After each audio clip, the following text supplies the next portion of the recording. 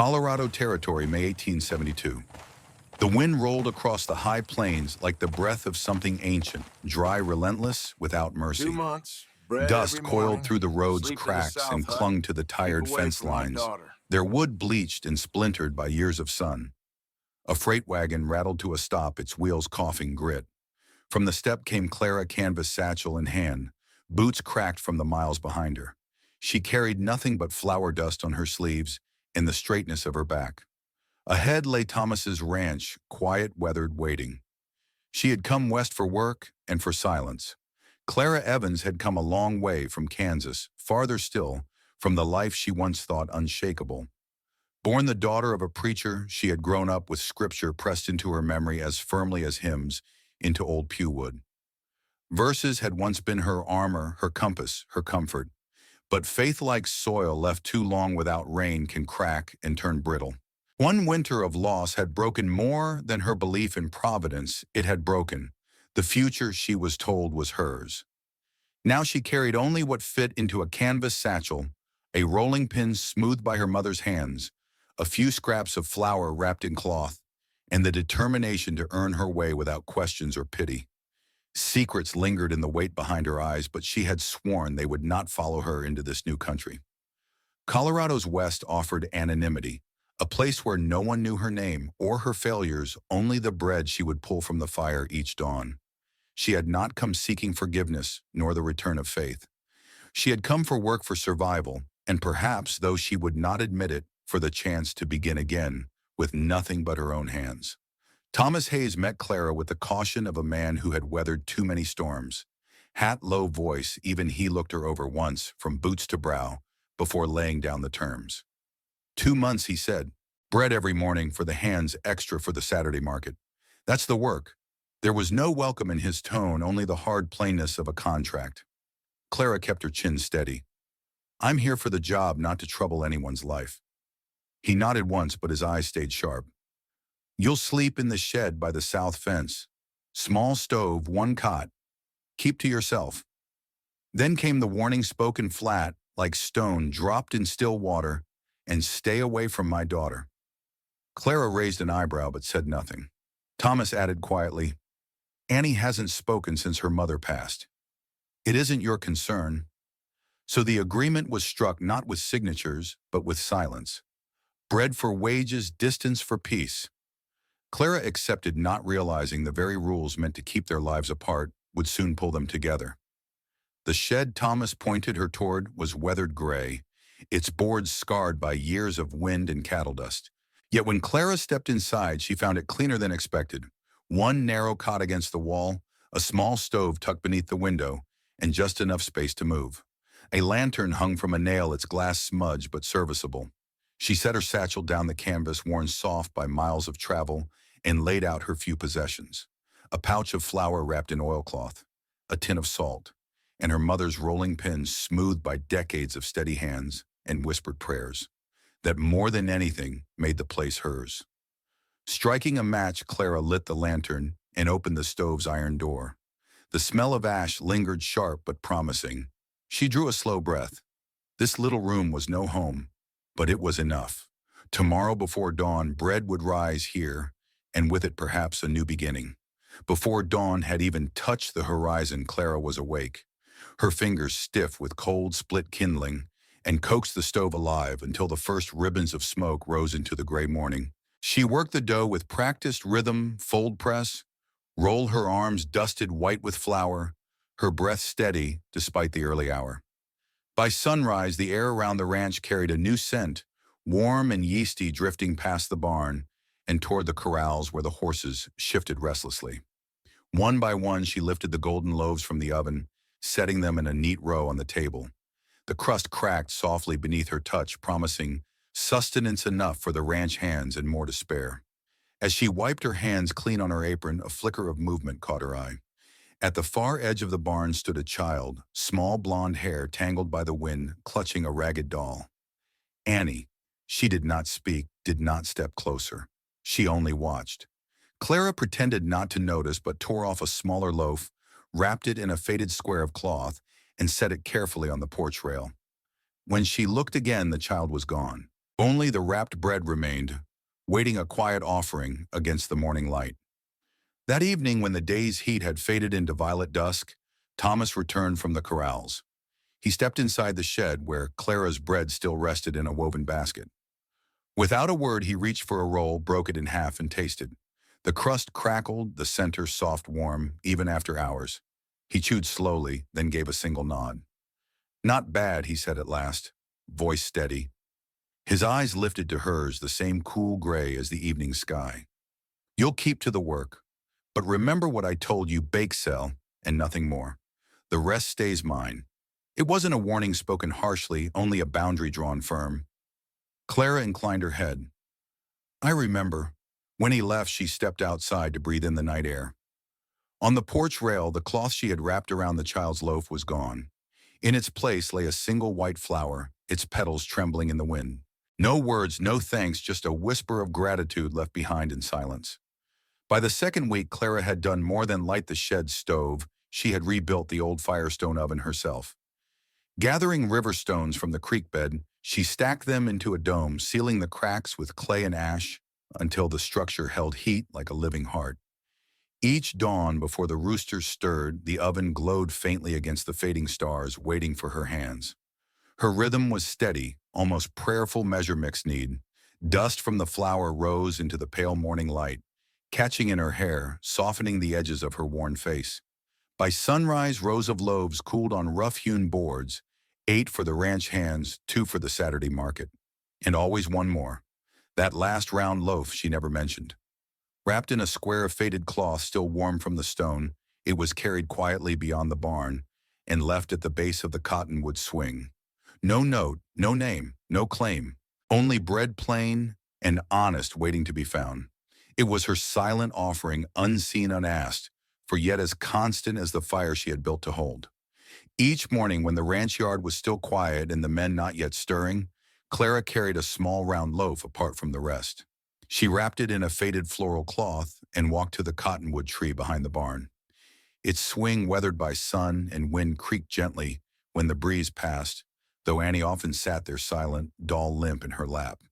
Clara never spoke, never called out. She simply bent down, placed the bread carefully beneath the swing, and walked away without looking back. By evening, when she returned, the cloth was gone, and only crumbs remained. It became her unspoken ritual, an exchange stitched into the fabric of each day, an offering of warmth to a child who had forgotten how to reach for it. Thomas noticed. More than once he lingered by the fence arms, crossed, his face unreadable, as he watched Clara leave her quiet gifts. He did not interfere, did not reprimand her, though his jaw tightened as though fighting words that refused to form. Watching was enough. In that wordless allowance, Clara sensed something shift. The rancher who demanded distance had chosen silence as a kind of trust. Some bonds, she realized, are not forged by speech, but by the patience of ritual. The wind shifted suddenly that afternoon, sweeping in from the east with sharp, dry force. Clara had just pulled a tray of loaves from the Firestone oven when sparks carried by the gust caught the brittle straw stacked nearby. In a heartbeat, orange tongues leapt into the air. "No, no!" Clara cried, grabbing the water pail by the door. She dashed it onto the flames, but the fire licked past, racing into the grass. Heat pressed against her face, smoke clawing her throat. Her skirts brushed dangerously close to the blaze as she swung a wet burlap sack in frantic arcs. Then boots thundered over the ground. Thomas appeared, coat pulled across his mouth, another bucket in his grip. Without a word, he poured water hard into the heart of the fire, then stomped at the edges, his broad frame, moving with calm force. Clara followed his lead, matching his rhythm until the last hiss of steam faded and only charred straw remained.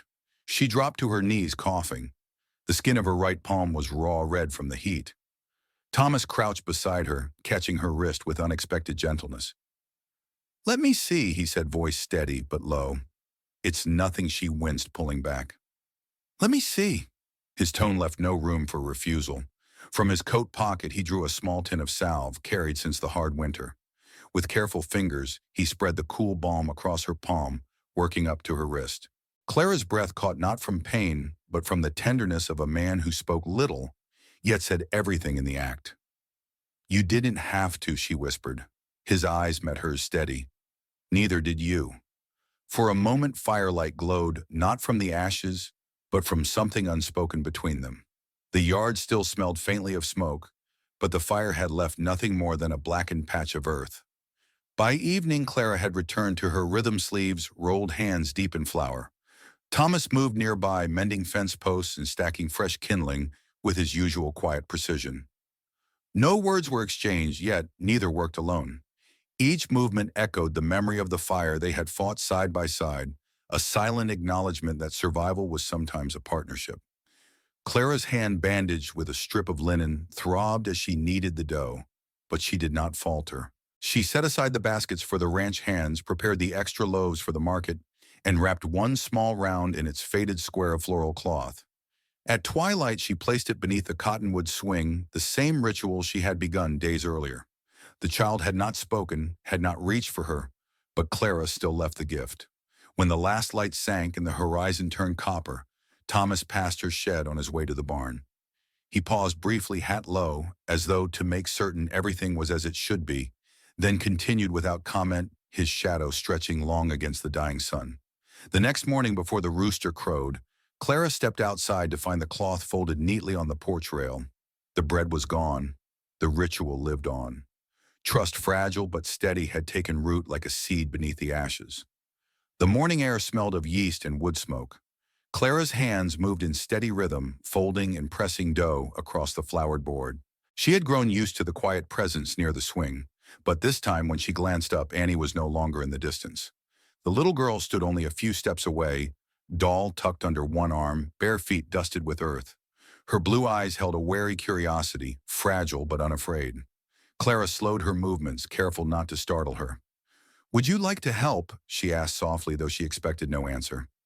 Annie stepped forward instead, small fingers dipping into the flour-dusted bowl, pressing into the pliant dough, as if testing something alive. Clara smiled, tore off a small lump, and rolled it smooth. "Watch," she whispered, carving quick lines with a dull knife. The dough took shape as a sun with uneven rays.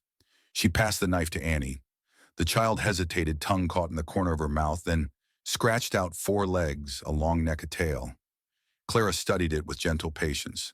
A horse, Annie gave the faintest nod. Together they shaped stars, crooked cats, and lopsided birds, placing them carefully into the warm mouth of the stone oven. They crouched side by side, the heat painting their cheeks. The horse-shaped dough swelled, tilted, then collapsed onto its back legs askew. Annie blinked, startled, and then a laugh burst from her, high-pitched, bright, a sound so unexpected it seemed to halt the very air. Clara turned slowly, eyes wide, heart tightening. The girl clapped her hand over her mouth, too late, but the laughter lingered like sunlight. Clara only smiled, her voice low and warm. "The first horse I ever saw lie down after a long ride, and the fire between them burned brighter than any oven flame." From the shadowed window of the main house, Thomas stood with his arms folded, gaze fixed on the small firestone oven. Through the wavering heat, he saw Annie crouch beside Clara, eyes wide, lips parted in wonder. Then it happened, the dough horse tipped and collapsed, and for the first time in nearly a year, Annie laughed. The sound was sharp and clear, cutting through the silence of the ranch like spring water breaking ice. Thomas did not move. His jaw tightened, his chest pulling tight, as though that laugh had reached a part of him long sealed. He watched Clara lean closer, smiling gently, saying something he could not hear. The girl's shoulders shook with joy, and Clara's hand brushed flour from Annie's cheek with a tenderness that needed no words. Thomas's palm pressed hard against the window frame, his fingers curling until the wood creaked. For a moment it was as if an invisible hand had closed around his own. Then without a sound he stepped back from the glass and turned away, carrying the weight of what he had witnessed into the gathering dusk. That evening, when Clara returned to her shed, she nearly tripped over a neatly bundled stack of firewood at the door, cut clean, tied with twine enough to last 3 days. No note, no word, just a gesture left quietly in the dust. She bent to pick it up, a faint smile pulling at her lips, the kind that came from being seen without being asked. Later, as the lantern burned low, she heard a slow, deliberate knock. Thomas stood in the doorway, hat in hand, shoulders still bearing the weight of work. "Do you need more flour?" he asked simply. Clara shook her head. "I've enough for tomorrow." For a long moment, neither moved. The fire in the corner cracked softly, filling the silence. Then, with his eyes lowered, Thomas added in a voice rough as gravel, "She hasn't made a sound in a year."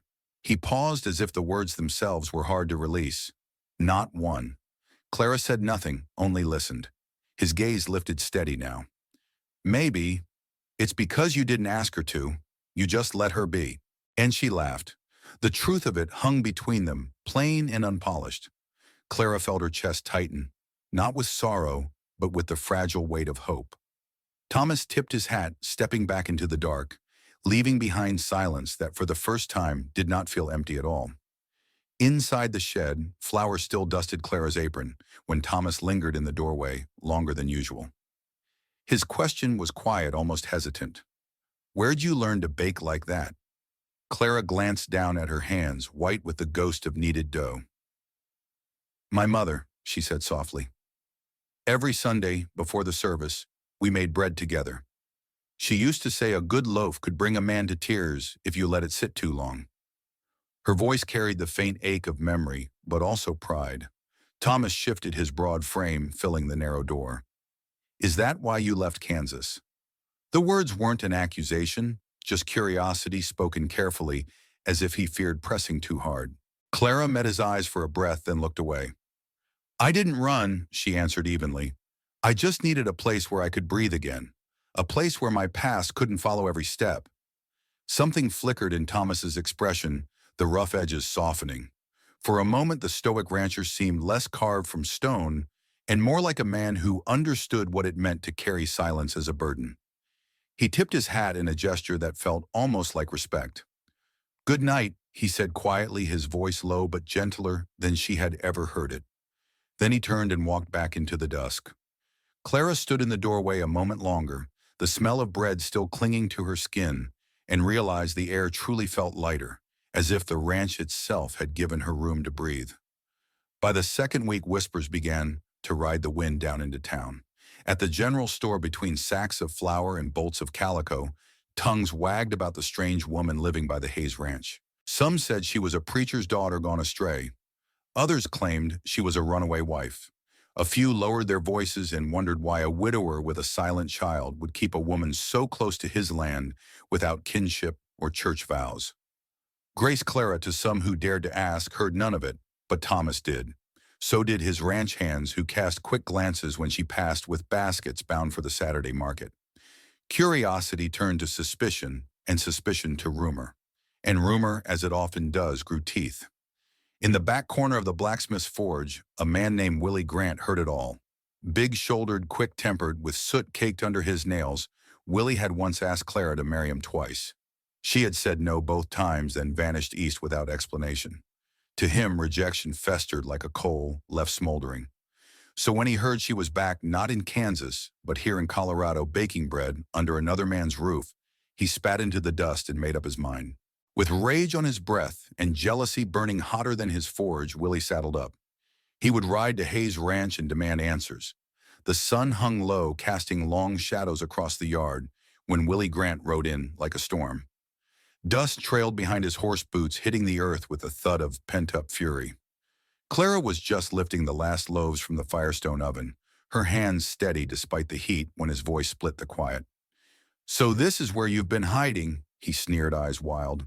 "Playing house with a rancher and his brat." Clara set the tray down, spine straight, though her heart hammered. "I told you I was done, Willie. That should have been enough." "Done." His laugh was jagged, ugly. "You left me with nothing but gossip. Now you stand here like you're better than me." Before she could step back, his hand whipped across her face. The crack echoed against the barn. Clara staggered, lip-split loaves scattering into the dirt. Annie screamed.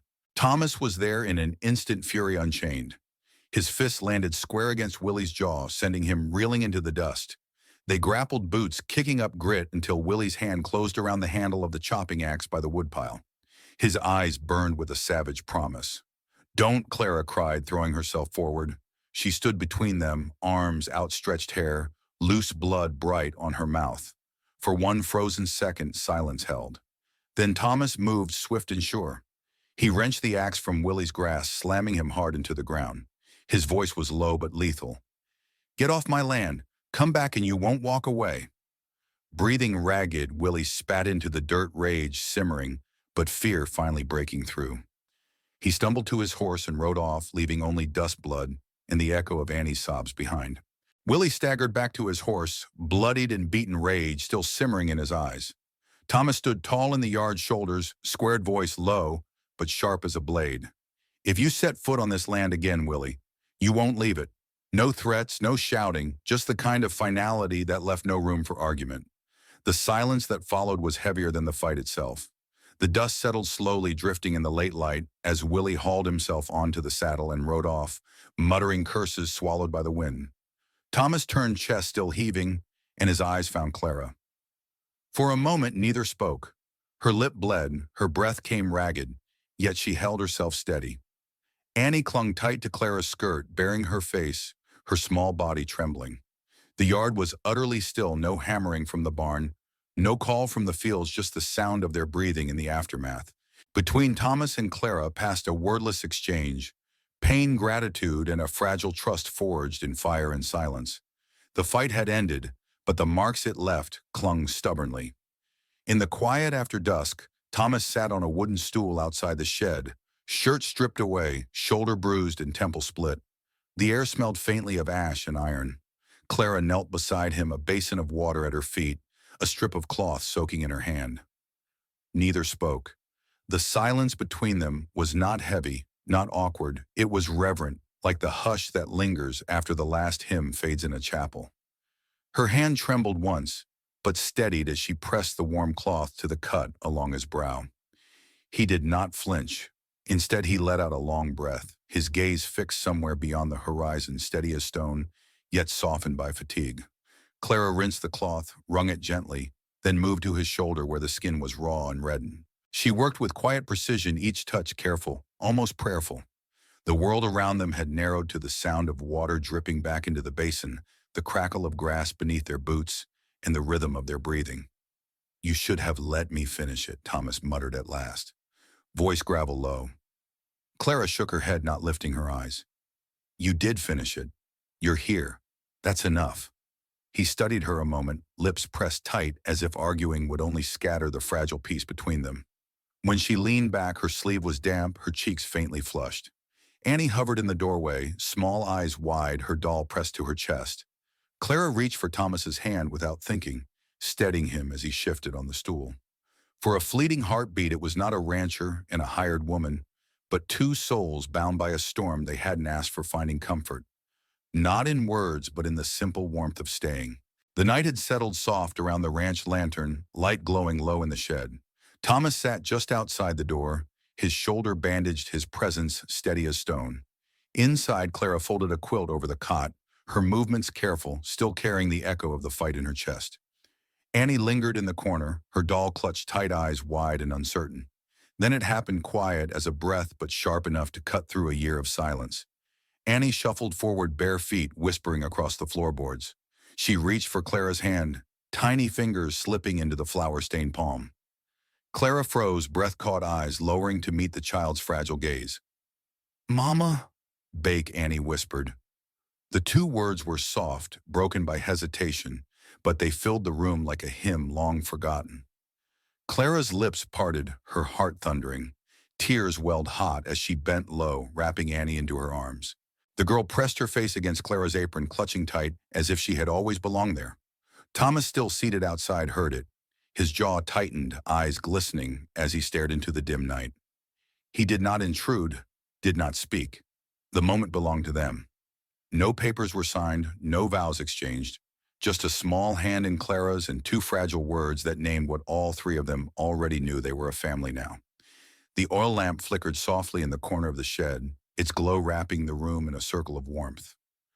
Clara sat on the edge of the cot, a worn book balanced across her knees. Annie curled against her side doll tucked under her arm, eyes heavy but awake. Outside, the crickets had begun their nightly chorus, a rhythm steady as a heartbeat. The prairie wind, sharp and restless by day, seemed to hush itself now, as though it too were listening.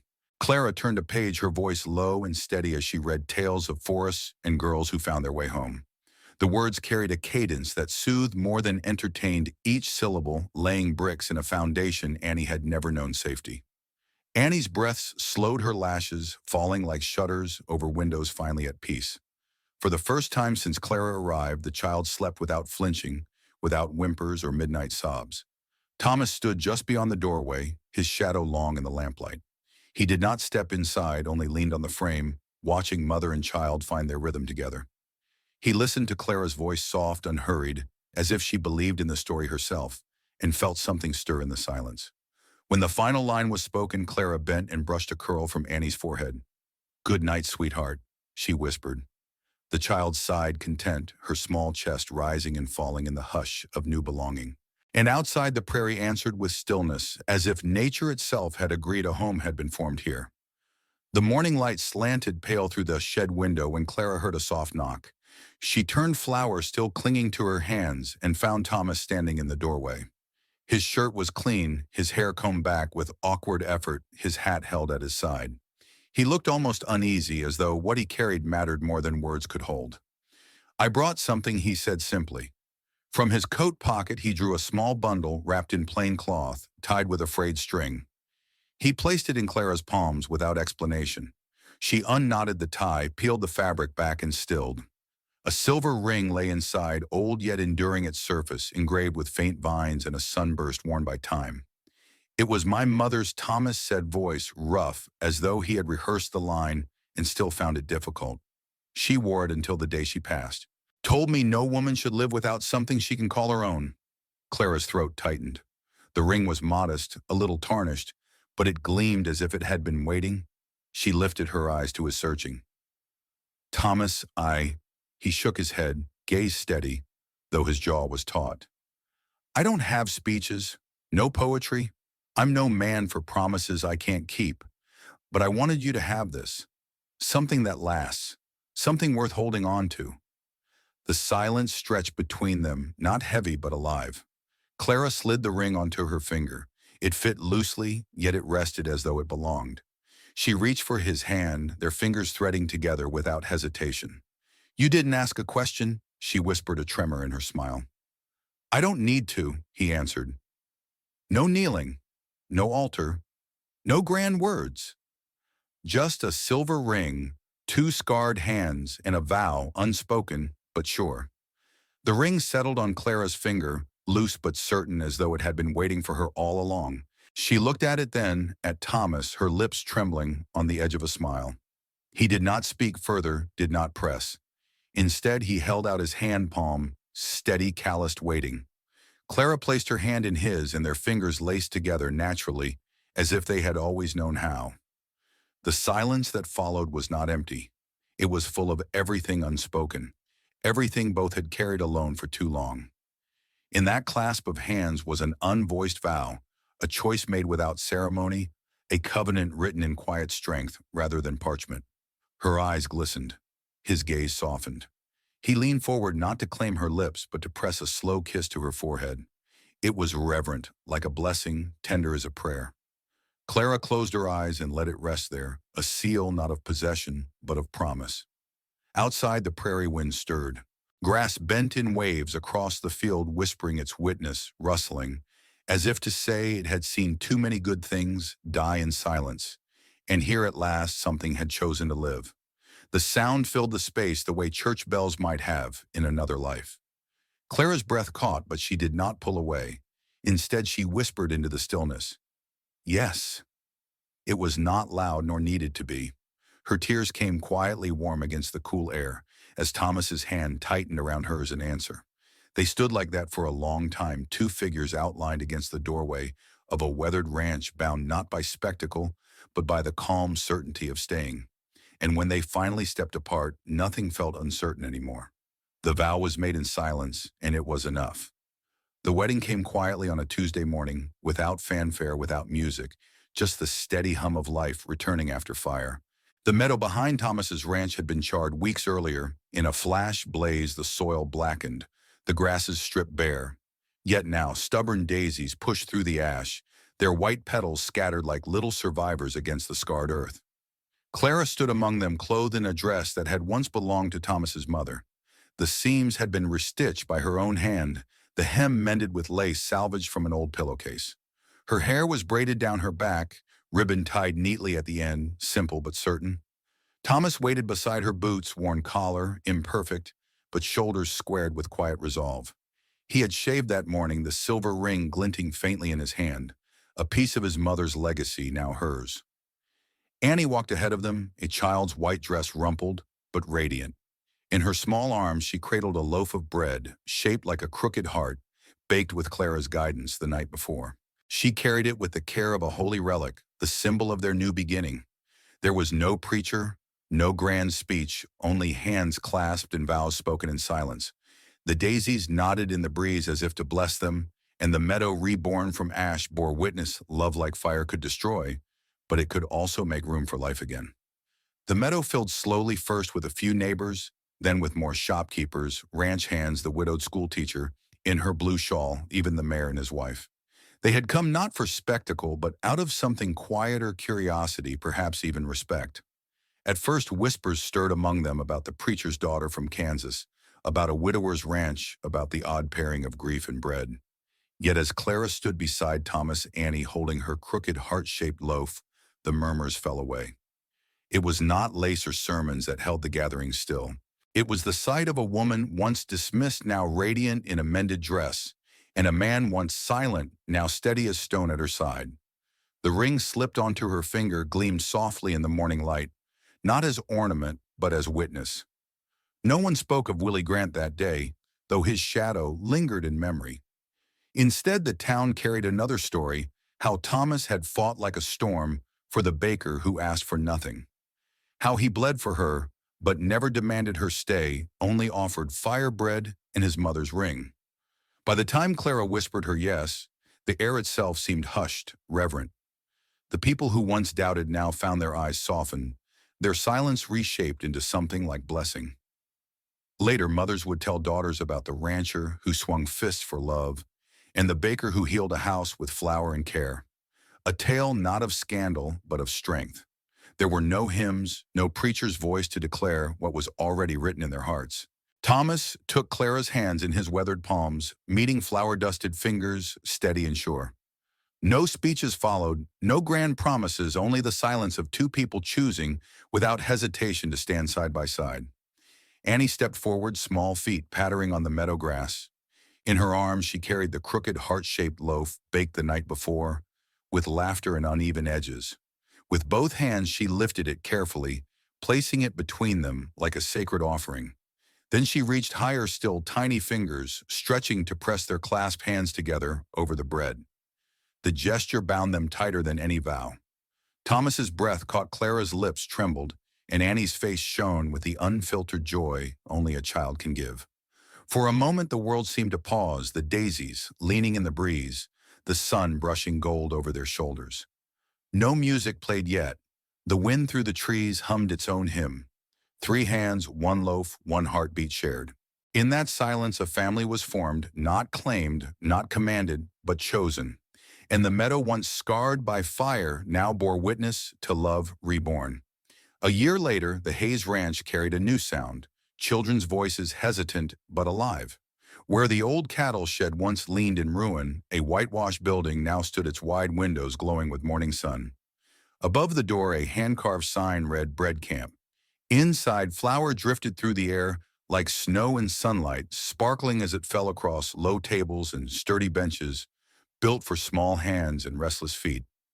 10 children gathered each day, some from town, some from far-off farms, each carrying silence in one form or another. Clara stood at the front apron, snug at her waist, guiding them through the rhythm of bread, measure, knead, fold, wait. At first, the room held only the thump of dough on boards and the crackle of the oven fire, but slowly voices began to stir. A whispered thank you, a soft request for more.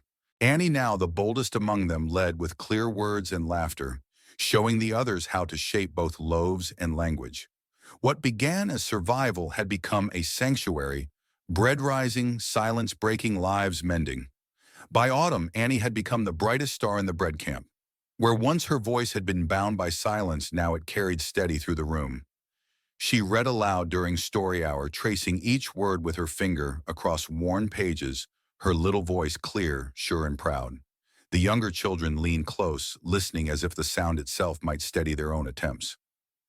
Between lessons, she signed patiently, "Please, thank you more." Her small hands shaping meaning in the air, teaching others what Clara had once taught her. Sometimes she corrected Clara with playful defiance, the whole room breaking into giggles. At night, Annie curled close to Clara, with a wooden bear clasped in her arms, the gift Thomas had carved for her birthday. Its grains still smelled of pine, its edges softened by his calloused hands. She held it as though it held the strength of the whole ranch. While Clara guided the children, Thomas worked quietly at the edges of their world. He rebuilt the barn's back room into a warm study shelves, stacked with donated books, a rocking chair drawn near a potbelly stove. And in the evenings when the lessons were done, he sat outside with knife and cedar carving animals no one saw him make. The next morning, children found them tucked beneath benches or waiting by the oven door, little horses, rabbits, birds, tokens that turned silence into wonder. Clara never asked if he stayed up late to finish them. She knew, and Annie, holding her bear against her cheek, knew too. One evening, as dusk folded the sky into violet, a letter arrived at the Hayes Ranch. The handwriting was careful, the paper creased from long travel. Clara unfolded it by the hearth, Thomas and Annie leaning close as the firelight wavered across the page. It was from Rebecca Linwood, a mother in town. "My son has not spoken since his father died last spring," the letter read. "No words, no humming, no eye contact. He is 7. Yesterday we passed your ranch. You gave him a roll warm from the oven. That night before bed he asked me, his voice small but clear, 'Mama, is she an angel?' I cried not for what he said, but for the hope in his voice. Thank you." When Clara finished, her voice trembled. Annie hugged her wooden bear tight, her eyes shining with pride. Thomas said nothing, only reached for Clara's hand, his thumb tracing her knuckles. In the hush that followed, the crackle of the fire seemed to carry the weight of the boy's words. It was silence, yes, but a silence thick with hope.